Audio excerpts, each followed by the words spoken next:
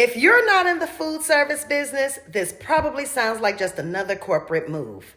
But if you operate in this space or you rely on small food businesses for your meals, this is something worth paying attention to.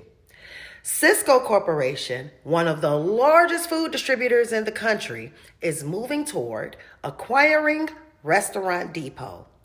On the surface, that might seem like a normal expansion, right? But operationally, this is a shift toward consolidation, meaning more control of the supply chain under one system. And for small operators like the Gumbo Gourmet, that has real life implications. Let's talk about it. In our business, we don't rely on just one supplier. Sysco is one of our bulk suppliers. That's where we go for planned purchasing of larger quantities, consistent items, things we use at bulk. But Restaurant Depot plays a much different role for us. Restaurant Depot is what I call a gap filler, a gap bridge. It allows us to pick up items in smaller quantities. We get to adjust quickly when demand shifts, and it does. We get to source packaging, seasonings, or ingredients without committing to the large bulk orders at Sysco.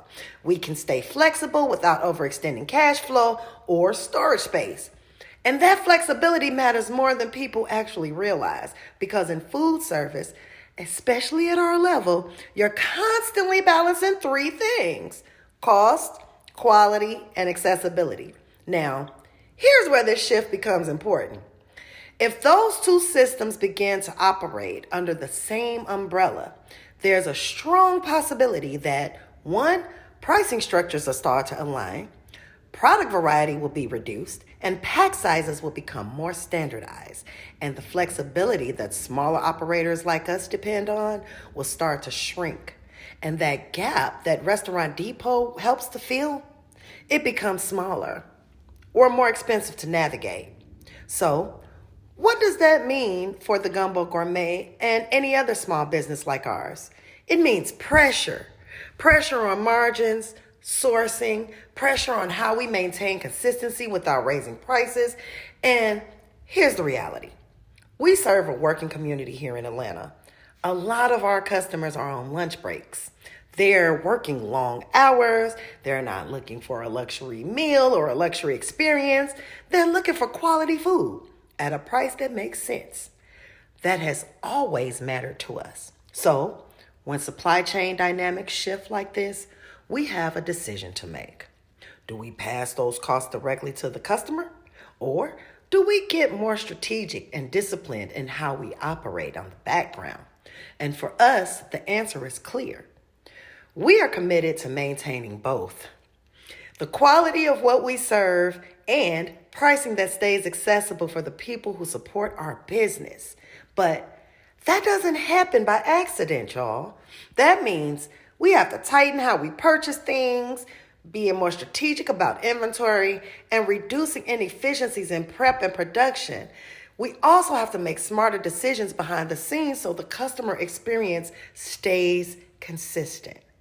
This is the part most people don't see. When you support a small food service business, you're not just buying a plate. You're participating in a system that requires constant adjustment to keep things moving, keep things stable. And right now, that system is shifting. So this video isn't about sounding an alarm and all that. It's about awareness. This is what's happening in the industry. This is how it affects businesses like ours. And this is how we're choosing to respond. We're going to continue to do what we've always done: serving good food, keeping it consistent, and making sure it's worth what you pay for it.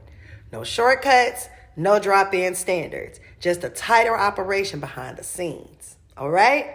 So if you're another small business or a small food operator watching this, just understand the margin for error is getting smaller. So the discipline has to get tighter. That's it. That's the post. Stay informed.